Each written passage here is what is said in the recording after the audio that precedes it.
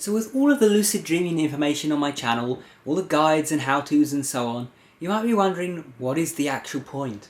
What is the point of lucid dreaming?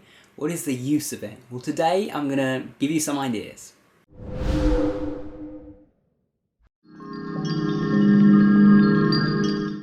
Hey guys, welcome back to Tipharot. It's me, Matt here, and today I'm talking lucid dreaming once again. In particular, I want to talk about why I lucid dream and why people should lucid dream. So the first reason is simply time. We spend around a third of our lives asleep. Think about that, a third of our life. If you live to be 100, that's a little over 33 years that you're going to spend asleep. 33 years. You might not even be 33 years old right now. So just think, your entire life over plus some, if you're in your 20s. Or even if you're 40, 50 right now, that's still, over half your life. If you're in your 60s, that's still, around half your life. And all of that time is kind of going to waste because we just sleep and then we wake up. Now, I know what you might be thinking at this point. We don't just sleep. We do repair our bodies and all sorts of things in our sleep. But the thing is, during a certain portion of that sleep, REM sleep, we are dreaming. Our body isn't actually doing as much in terms of repair and so on. Our body is not really fully asleep. It is only partially asleep at that point. In deep sleep, that's where all the healing, regeneration and stuff happens. But in REM sleep, we're just dreaming. And most of the time, we remain unconscious. So getting conscious in that portion is actually getting us some time back. Because that time is, kind of wasted anyway. And now we're getting it back and we can use it to do something. And as an extension of this, we can use it to do the things that we simply don't feel we have time for in the day. Sometimes you can be completely overwhelmed with the amount of work and all the chores and things that you have to do through the day, that by the time you actually have a moment to relax, you don't want to do things like, say, meditation and that, because you just want to sit in front of the TV and just blow off some steam and forget about the world for a minute. And sometimes you don't have time to do these healthy things like meditation and so on that you would be able to do if you had more time. So if you have your dreams to wake up in and you can be conscious in your dreams, then you can meditate, for example, in your dreams, wake up the next morning feeling completely refreshed, ready to take on the world, ready to have an awesome day because you're meditating through your lucid dreams. And it doesn't take any time that you weren't using already. You're already sleeping. At least I hope you're sleeping. If you're not, then I want to know how the hell you're doing it. But assuming that you're sleeping, you're using that time anyway, so you could use it for something like meditation that you don't perhaps want to do in a day. And also things like meditation are actually often a lot more profound in the dream state because you don't have any distractions in the outside world. You're inside your own mind, delving deeper into your own mind. It's kind of weird. And it's really a fascinating experience, and it will set you up for the day. You can go really far with it, even in just a few minutes of meditation in a dream. So that's one reason to do it.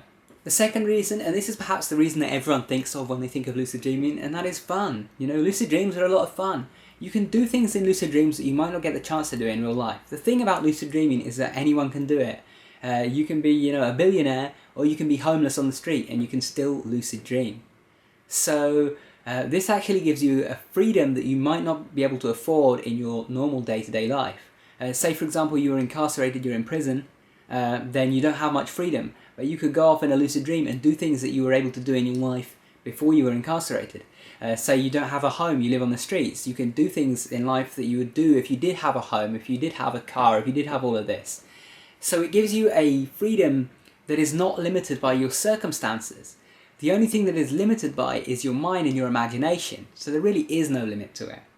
And that is really, really powerful because a lot of the time, we are left wanting for things that we can't have. We are left desiring things that we can't have, and as a result we kind of suffer because of this. We're always chasing after these things that we can never get. In a lucid dream, everything is given to you from the get-go. It is all there for your taking.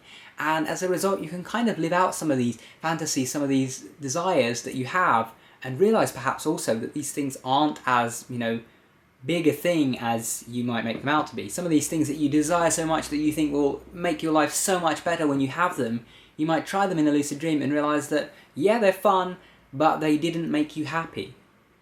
So it is a good way to experience some of the finer things in life, some of the things that you might not get to do. And it's a good way to also learn that, acquiring possessions, that, achieving goals and so on is a fun thing to do, but it doesn't give you lasting fulfillment, and unless it's backed up with a quality of life that is going to provide that over time. Now, as an extension of this, I also want to mention doing things that you can't do in the real world. You know, a lot of people might think, well, why would you want to do something in a lucid dream when you can just do it in the real world? Well, can you just jump up and start flying in the real world? Can you shrink down a building so it's this small and you can pick up a skyscraper in your hand? Can you shrink down to the size of an ant and just wander around the insides of an anthill? No, you can't do any of that stuff in the real world. But in a lucid dream it's possible, and there are so many cool things you can do with that. One of the interesting experiences I had a while back was kind of accidental. It started as a regular dream, but when I got lucid inside it, I was lucid inside a world from a video game that I played, and like all of the world was textured like a video game and everything, and it had a really strange feeling when I touched it. Like, I couldn't describe it. There was no earthly feeling for what it was like to touch this textured surface in the video game world. It was really strange. Things like that you just simply couldn't do. You know, you can actually go into a world from a film or a game or a book and actually experience it. You can become a superhero, you can use superpowers, you can fly, you can visit outer space, you can travel anywhere without pain, and so it's really, really cool in that respect. Then there is the therapeutic potential, because lucid dreams are a place where we can experiment with our own minds in every way imaginable. We can face our fears.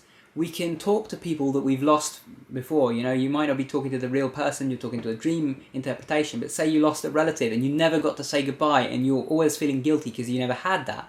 Well, you can meet them in a lucid dream and you can finally say that. You can say goodbye to them, you can hug them, you can feel them as if you were actually holding them, and you can say goodbye and you can relieve that weight that you had on your chest. You can speak to your subconscious mind and get answers. Anything from something as small as just remembering where you left your keys to something much bigger, like, what am I supposed to do with my life? What is my purpose? What am I here for? What am I going to do? You can develop your visualization skills. I mean, if you're someone that likes to use creative visualization like me, when I actually have a goal, I will visualize it, and in fact I've got a whole ebook about the process I use, which I'll link up there. But when I actually visualize something, that is something that I use when I'm going about my goals, and I used to find that when I visualized things, it wasn't very clear in my head. It was very kind of murky. I could barely even imagine it. I had a really kind of poor imagination for a long time. And I found that through lucid dreaming and through actually practicing creating things in lucid dreams, making things appear and making them look the way I want them to, I learned how to visualize clearly. And I could actually see things almost as clear as day before my closed eyes when I was meditating, when I was visualizing, and so on. So that has really helped me with that. And it can also help you with other skills. Say, for example, you want to do yoga and you want to get into a new pose that you haven't been able to do before, or say perhaps that you play golf and you just need to practice your swing, or you do martial arts and you want to practice, for example, then you can practice in a lucid dream. And the thing is, in a lucid dream, when you're doing these things, your brain is still going to be acting as if you're physically doing them. Your body won't be doing them because you're paralyzed, but your brain is going to be sending the exact same signals. In other words, if you weren't paralyzed and you're doing, you know, Kung Fu in a dream, you're going to be doing Kung Fu in the real world. But because you're paralyzed, you're not, it's just happening in your brain. But what you need to understand is that when something happens in your brain, when you do it, when you repeat it, when you practice it, you learn and you get better at it. So if you're able to carry out the same action in your brain, even if your body isn't physically moving, then you're able to practice a skill even without physically doing it. Now this is really cool because it means you can dedicate extra time to practice. It also means you can practice things that you might not be good at in the real world. Say for example, you want to practice something like parkour. In the real world, it's a lot more dangerous if you want to try out some, you know, crazy stunt where you're jumping from building to building and you have no experience.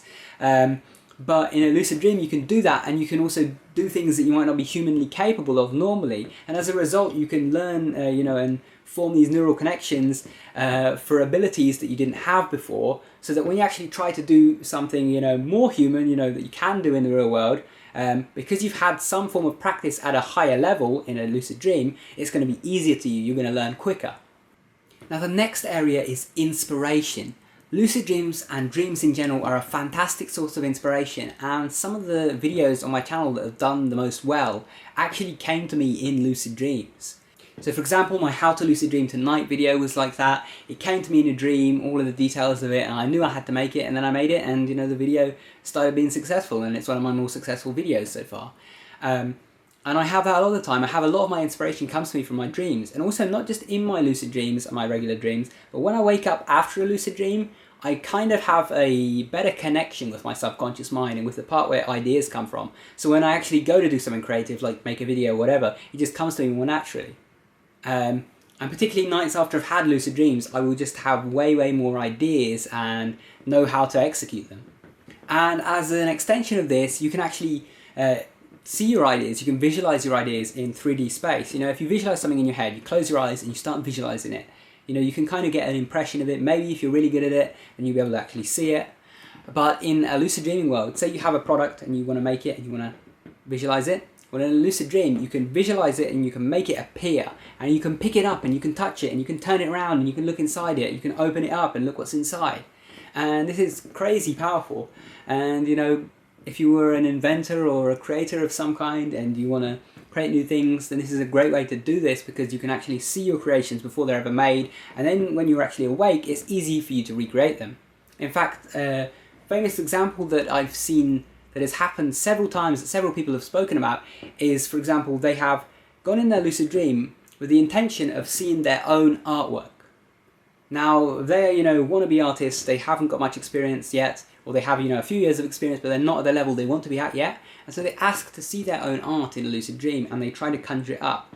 And when they see the art, it's like this amazing art of what they would paint if they were an expert painter. And in some cases, these people have then been able to actually recreate this art for real once they've woken up. The same art. And there was one case I saw about in the lucid dreaming documentary where they said that this person recreated the art, and they felt like they had actually made this art before, and it was like a perfect recreation of what they lucid dreamed. So this is something you can do. You can access versions of yourself that you didn't know were there, or future versions of yourself, and borrow a bit of future inspiration. Now, another thing that's really cool about lucid dreaming is just learning about consciousness. Because when I had my first lucid dream, it really changed the way I view the world. Because I started realizing something. I was having these experiences in lucid dreams that felt real. It was like a real experience. My regular dreams before were just like a kind of vague movie in my head. But this was something where I was in it. I was able to touch things, I was able to smell things, I was able to taste things. And it felt real. So it got me wondering, how much of my actual waking experience is real? Because, I touch things, I taste things, I smell things or whatever, and that tells me this is real. But I can have those same experiences in a lucid dream where I touch things, I see things, I taste things and so on, that should confirm that they're real. And yet I know that a lucid dream is a fabrication of my own consciousness. So that leads to some questions about the nature of reality. How much of reality, is definitively real, and how much is just, our perception of things, the way we see things to be, the way we experience things to be, when they perhaps aren't that way. So that got me a lot more open-minded about the nature of reality, and a lot of the things that I explore now, in terms of consciousness, are a result of my early experiences with lucid dreaming. So it really opens your mind to the world. Then there is the fact that lucid dreams can help you to actually wake up. This might seem a bit weird, but lucid dreams can help you wake up. I'm going to massively mess up this quote now by Carl Jung, but it's something like, "He who looks outside dreams, he who looks inside awakes."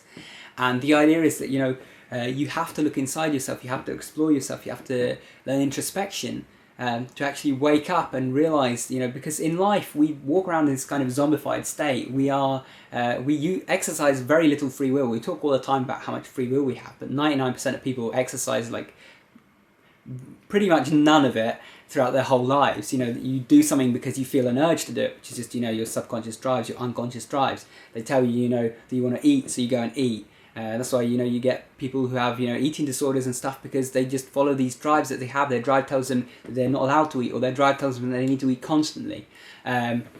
And it's that way with everything. You get people with addictions. I used to have addictions of my own, and it's because, I had drives to do certain things, and I would just keep doing them. I would keep following that drives. I was a slave to it. I didn't think for myself and decide against that.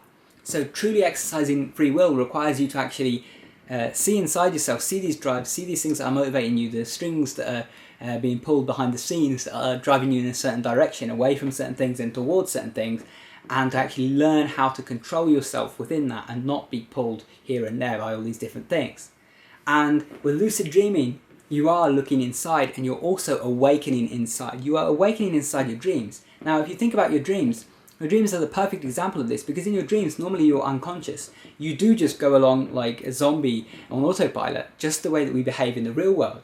The thing is, in the real world, we feel like we're conscious all the time, even when we're moving around on autopilot. Whereas in a dream, it's very visible. You're either in autopilot or you're lucid. In real life, it's not quite as clear and defined. In real life, you can be on autopilot and you feel like you're lucid.